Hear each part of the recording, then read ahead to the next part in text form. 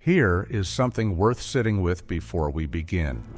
The television programs that defined American family life for 3 decades, the sitcoms, the game shows, the wholesome domestic comedies that flickered into living rooms every evening, were staffed in significant part by performers who went home afterwards and lived lives that bore absolutely no resemblance to what they'd just filmed. Not occasionally, not in isolated cases, as a matter of routine industry practice. The canned laughter you heard on those programs was real enough. The warmth many of those performers brought to their roles was genuine, but the identities they were permitted to inhabit in their actual lives were not theirs to choose. They were assigned and enforced by an entertainment industry that understood exactly what it was doing and did it anyway because the commercial machinery of American television required specific fictions to keep running. Today, we are examining 20 performers, spanning the golden age of the closeted studio system all the way through to the more recent generations that inherited its consequences and, in several cases, finally dismantled them. Let us begin. Number 1. Paul Lynde. Paul Lynde was, by the measure of his era, one of the sharpest comic minds working in American television. His delivery was immaculate, his timing was devastating.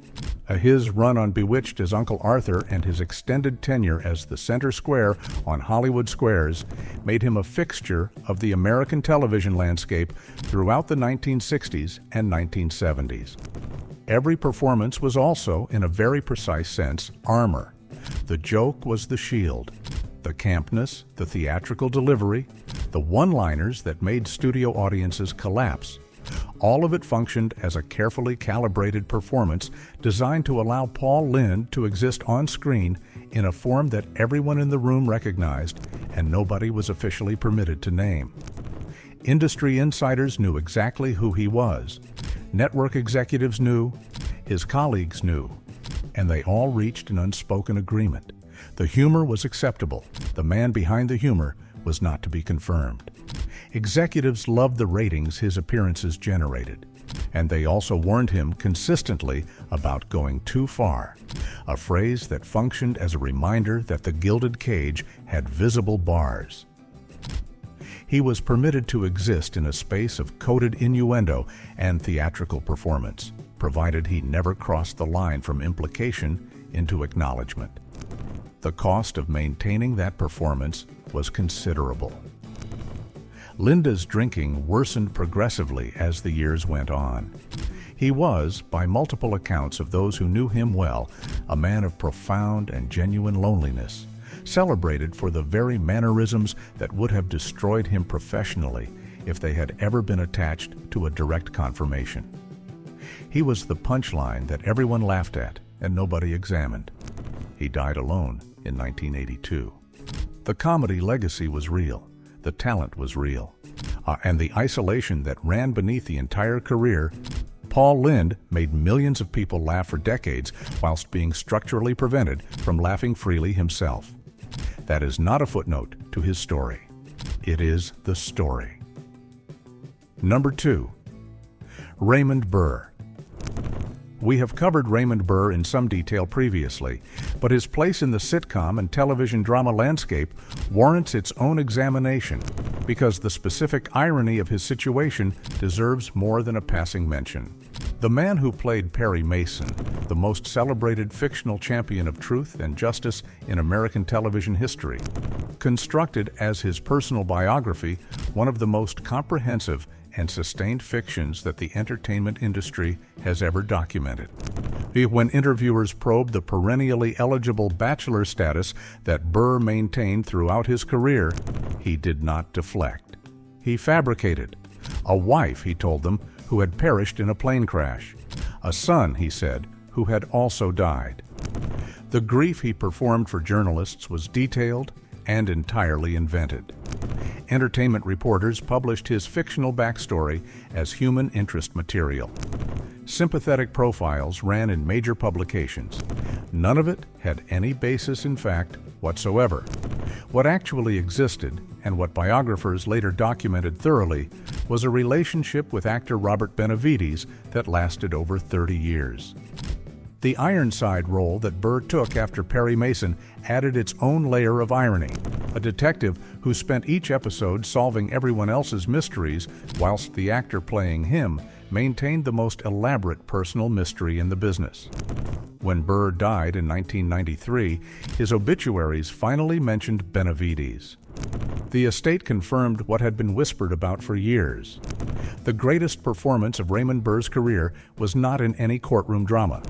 It was the straight leading man he performed for the press, a character who never existed, played with complete conviction for the entirety of his public life. Number 3, Dick Sargent. Dick Sargent's particular position in television history carries a specific weight that is worth understanding properly. When he stepped into the role of Darren Stevens on Bewitched in 1969, replacing Dick York, the pressure of following an established and beloved performance was already considerable. What the audience didn't see was the additional weight Sargent was carrying, the fear and the silence, and the studio contractual reality that kept his actual life completely separate from any public acknowledgement. He dated women publicly. He gave interviews about his bachelor lifestyle. He smiled through questions about marriage plans and relationship prospects. He performed, in the most literal sense, a version of himself that had no connection to his actual existence. Our friends who knew him described the quiet, grinding toll of it, the small deaths that accumulated from performing one identity professionally and living another privately, with no prospect of resolution. The particular cruelty of his situation was not lost on him. He was playing opposite a witch with the power to solve any problem with a gesture, whilst no such solution existed for what Hollywood had decided was his fundamental inconvenience. When he finally came out publicly in 1991, Sargent was already ill with the prostate cancer that would kill him 3 years later. His activism in those final years was marked by an urgency that only makes sense in the context of the decades of silence that preceded it. He appeared at Pride events. He attended AIDS fundraisers. He used whatever platform remained to him with a directness that reflected what it feels like to have spent the majority of your professional life in enforced concealment. He died in 1994. His obituaries acknowledged both the acting career and the courage he had demonstrated in his final chapter. The two things are not equivalent in importance. The courage cost him more. Number 4, Jim J. Bullock. Jim J. Bullock's role as Monroe Ficus on Too Close for Comfort gave American audiences a character who was, by any honest assessment, coated with considerable transparency. The flamboyance was evident in every scene. Audiences embraced him enthusiastically. Hollywood gave him the work, and the implicit understanding was clear. He could be everything that Monroe suggested, provided he never confirmed it in an interview. He was, in the vocabulary of that era, permitted to wink. He was not permitted to speak. His actual relationship remained hidden throughout the show's run. Publicists managed appearances carefully. The machinery of image management kept the private reality entirely separated from the public performance. And then, in 1986, his partner died from AIDS-related complications. Bullock grieved in complete silence. The loss was real and devastating, and he was professionally unable to mourn it in any public way without dismantling the career he had constructed. He could not attend public memorial events as a partner. He could not speak in interviews about what he had lost. He absorbed the grief privately, with no acknowledgement available to him. And that experience pushed him towards honesty in ways that the professional calculations he had been making could not survive. He came out in the early 1990s and subsequently became an advocate, speaking openly about surviving the AIDS crisis, about the specific horror of grieving without permission, and about the human cost of the arrangements Hollywood had required of him.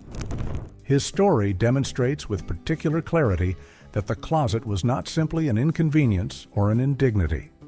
In the years of the AIDS crisis, it was an active mechanism that forced men to mourn the people they loved in silence, without acknowledgement or support, because their industry had decided that their relationships were not permitted to exist publicly.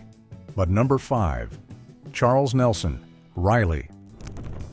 Charles Nelson Reilly turned his theatrical energy into a brand so recognizable and so extreme that it functioned, paradoxically, as excellent camouflage. He was on Match Game seemingly permanently. He guest starred across sitcoms and variety programs with the regularity of a household fixture. His voice, his gestures, his entire manner of being communicated everything whilst confirming nothing. He never married. He never dated publicly. He deflected personal questions with additional jokes, keeping interviewers sufficiently entertained that they consistently failed to push for substantive answers. It was a social technique deployed with the skill of someone who had spent considerable time perfecting it. His relationship with Patrick Hughes lasted for decades, and it was kept entirely out of fan magazines and gossip columns through the kind of careful, sustained compartmentalization that performers of that era developed as a professional survival skill. When Reilly spoke more openly about his life near the end of it, the response was less revelation than acknowledgement, the formal confirmation of something that had been understood in practice for many years. He died in 2007, remembered genuinely and warmly for making television funnier and for the particular courage it required to be himself in an era that punished authenticity with unemployment. But number 6, Michael Jeter.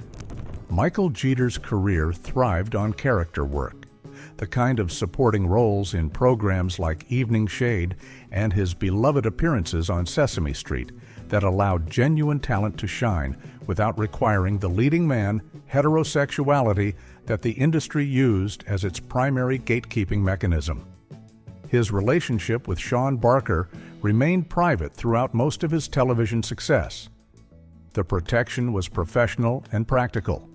An industry still deeply anxious about family-friendly performers living openly required this kind of separation, and performers understood the terms. When Jeter did come out publicly in the 1990s, he brought to it the same full commitment energy that defined his performances. He refused to treat his identity as something shameful or requiring careful framing. And he became an advocate during the most devastating years of the AIDS crisis, using the platform his career had built to argue for better treatment, better research, and the dismantling of the stigma that had killed enormous numbers of people in silence.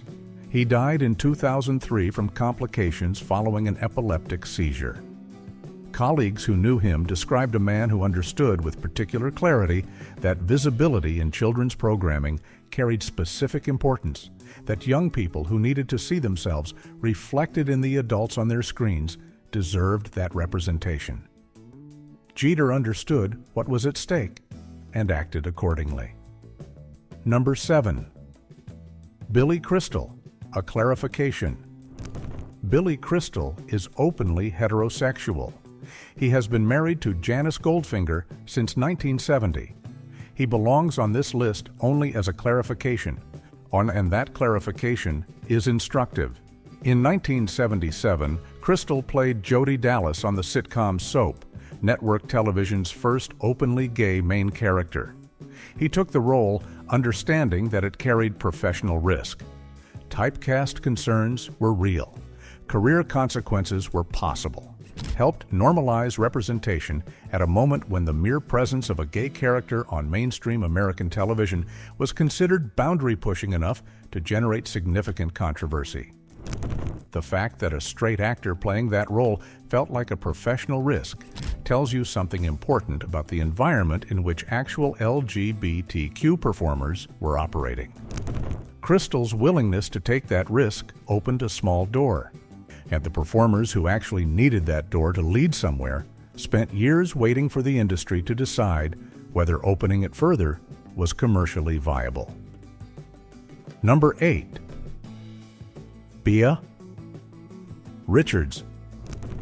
Beah Richards occupied a specific and particularly difficult position in the entertainment landscape, a position that requires understanding in its full context. She was a respected actress who brought warmth and genuine skill to a wide range of sitcom and drama appearances. She never discussed relationships in interviews. She maintained careful and deliberate distance between her public persona and her actual private existence. The calculation she was making was not simple. Black actresses in American television already faced obstacles of a magnitude that white performers did not encounter. The industry's racial barriers were substantial and persistent. Adding another layer of professional liability to that equation in an era when being openly gay was career-ending would have represented, in her likely and reasonable assessment, professional annihilation. Her relationship with actress Vinette Carroll lasted for decades.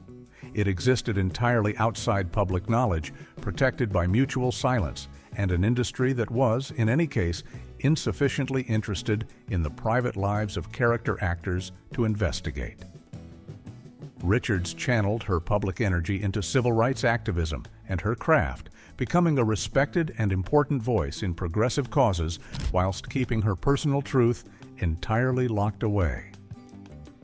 When she died in the year 2000, obituaries referred to Carroll as her companion, a sanitized and carefully chosen word that gestured towards a reality it did not describe. Richards deserved to inhabit both her professional and personal worlds fully and simultaneously. Hollywood offered her a choice that was not genuinely a choice, and she made the only selection that allowed her to keep working. Number 9. Rip Taylor. Rip Taylor's entire public persona was controlled mayhem. Confetti throwing, toupee adjusting, over-the-top energy deployed across every game show and variety special that needed instant entertainment. The persona was so thoroughly constructed as performance that it became, in practical terms, impossible for audiences to locate a boundary between the act and the man. He married? He performed the expected rituals of public heterosexuality.